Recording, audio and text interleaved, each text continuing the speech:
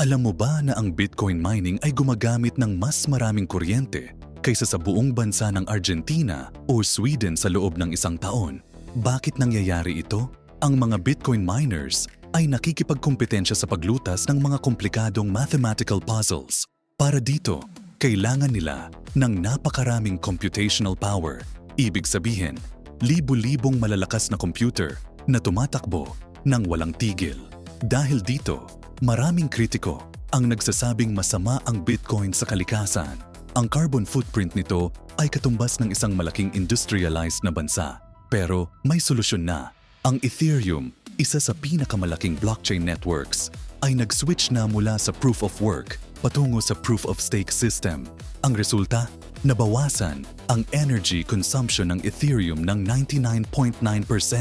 Sa halip na magkumpetensya sa paglutas ng puzzles, ang proof of stake ay gumagamit ng validators na may stake sa network. Ibig sabihin, hindi na kailangan ng napakaraming electricity. Ang pagbabagong ito ay nagbubukas ng daan para sa mas sustainable na blockchain technology sa hinaharap.